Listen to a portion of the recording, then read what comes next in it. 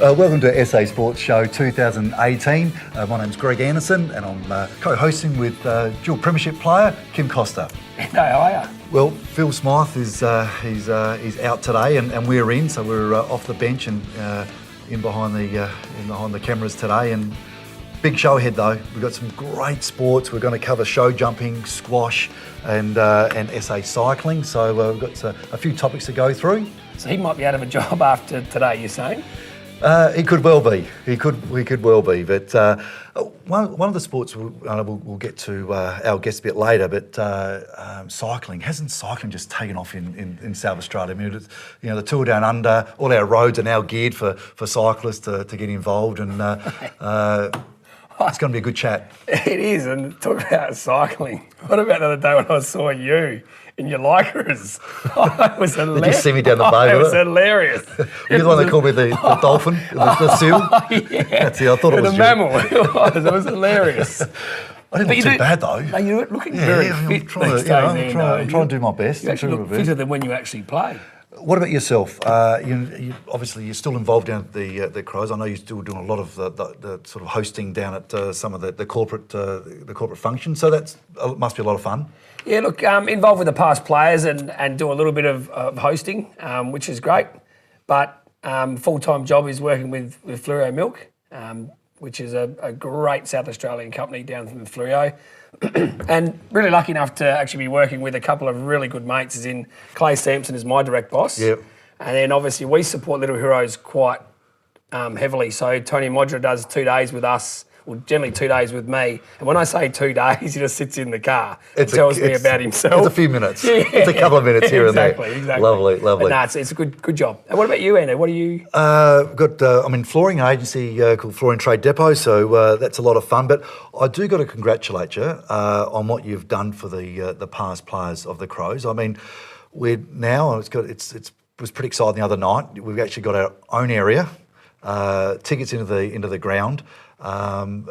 First of all, how do you orchestrate that? That is magnificent. I mean, that has to be the best setup with any past players group in Australia, any club. Yeah, look, Jamo is the president of the past players committee, and does an awesome job with a heap of other past players and officials. Pretty lucky. I think the girls actually didn't want to be in that spot anymore. And we've all gone, well, we'll take it, because it is unbelievable. It is. Oh, it was fantastic the other night, and it's just nice to give people just a bit of an insight on being a past player, and which is great, but how well that was the Adelaide Footy Club has it's great. able to do. And look, I think it's actually bringing the players back together to be involved, which is hopefully helps the footy club. Women's sport, we just missed out on the on another grand final to try to go back to back. But it's grown so much, hasn't it? I know both of our very close friend Peter Caven was part of the coaching panel, and they just missed out to reach another grand final, which of course your old side, Western, the Bulldogs, got the flag in the women's competition, which is great. They did. It's interesting, isn't it? I did speak to Cavo quite a few times, and early when they struggled early, didn't they? I wanted to ring him. Well, I did, and it was quite funny because obviously Andrew McLeod, Norm Smith medalist as well, 2-time. I ring him and say all the time, mate, I think, is the heat on? Is the heat on? Because they were under the pump big time. But no, look, they ended up turning it around and nearly got there, but just unlucky in the end. Yep. And another, we're going to have an incredible guest. I mean, we're talking, sports royalty in Vicky Cardwell from squash. That's going to be exciting. I'm looking forward to having a chat to her resume, world champion, British Open. I love the game. You play a bit of it yourself? Look, as a little kid, my mum was a gun squash player. Okay. But then obviously when I got to meet you coming back to Adelaide, we had a little bit of a squash tournament, don't you remember? Yeah, I do remember. Yeah, well, Cavo.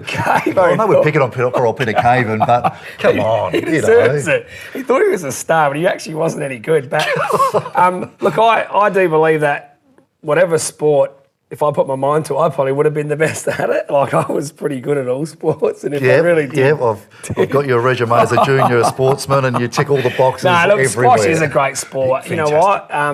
And it should be fitness. bigger. Oh, when I was a kid, squash was huge. You know, Chris Dittmar winning everything, world number one. Vicky, of course, world number one. And South Australia were producing the best squash players in the world. They were. I think squash though was quite large. You know, there was squash centres everywhere, and it was probably a growing sport. Then AFL got bigger, and soccer and basketball just took over. And I think generation says if you're watching that, there's big money in other sports, and it all comes probably down to money to the new millennial. Who knows?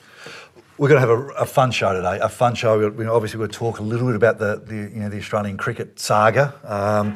We've got some great guests coming, but now we're actually over to Bevo for the latest news. Thanks, guys. The AFL season's officially underway with Port and Crows both showing off some of their impressive new faces. The Crows went down to Essendon on Friday night with the Bomber boys running them over in the last quarter to produce a come-from-behind victory against last year's minor premiers. The Crows will lose Richard Douglas next week due to an MRP charge, but hope new faces Bryce Gibbs and Tom Doedee continue to impress. Things were a bit happier at Alberton though on Saturday as Port Adelaide put on dominant display against Nate Fyfe and the Fremantle Dockers. New recruits Jack Watts, Stephen Motlop and Tom Rockcliffe each got on the scoreboard and gelled well with their new teammates. Both teams will be looking for a win next week, with the Crows hoping to avenge their grand final loss against Richmond and Port taking on the Swans at the SCG in a big clash.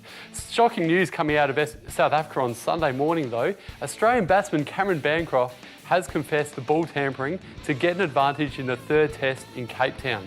The leadership team planned the plot during a lunch break, with cameras capturing Bancroft attempting to place yellow tape on the ball in hope it would change its swing. Steve Smith has admitted he assisted in the illegal practice but won't be giving up captaincy. However, has been ordered to step down for the remainder of the third test. And in great news, the Adelaide 36ers have forced a Game 5 in the NBL Finals series. Despite losing Josh Childress to injury earlier on in the series, the 36ers held on for an inspiring 9-point win over longtime rivals Melbourne United. Wasn't that great? The deciding game will be played over the weekend in Melbourne. The AFLW has new champions, with the Western Bulldogs defeating the Brisbane Lions to claim their first ever premiership. The Dogs overcame midweek controversy that resulted in their captain Katie Brennan being suspended for a dangerous tackle in the semi-final. Pretty unlucky, I thought. The wet weather conditions proved to be a challenge for both teams, but the Dogs pulled ahead to claim a 6-point victory. And Adelaide United has enjoyed a thrashing over the informed Newcastle Jets, bagging a season-high 5 goals at Coopers Stadium. In an entertaining affair, Daniel Adlung started with 2 notable goals, but was actually outdone by Johan Absalonson, whose late-game volley proved to be one of the best goals of the season. The Reds will be hoping to continue their finals push when they take on Wellington at home this weekend. Meanwhile, the Socceroos didn't enjoy the same result, unfortunately, as they were dominated by Norway in a friendly. The debut of newly appointed coach Bert van Marwijk was soured by a lacklustre performance from his new team, which saw them defeated 4-1. The Socceroos will hope to improve their form before their match against the Czech Republic in a couple of months. Exciting news coming from the Adelaide Thunderbirds as they introduce their new captain, netball veteran Leanna de Bruin. She'll replace former captain Erin Bell following her shock decision to sign with Collingwood last year. The elite defender will lead the Thunderbirds' 2018 campaign, which kicks off in just a month's time. And that's news. Back to you, boys. Thanks, Bevo. Kim, earlier in the week I was down at Air Diffusion Agency getting the latest gossip on the Southern League with Craig Wallman, and was great to get down there, but also chat a bit about the Southern League, which is sort of your neck of the woods, really, wasn't it? It is. Sort of more great stuff a bit further on, but I do believe it was yours. You actually have a really good story to tell about when you coached there. Is that true? Well, I coached down the Hallett Cove down that league for about 4 years, and we won a flag, which was fantastic against Morwell Vale. So the Southern League, plenty to my heart, that's for sure. So make sure you stay with us, and we'll see you after the break.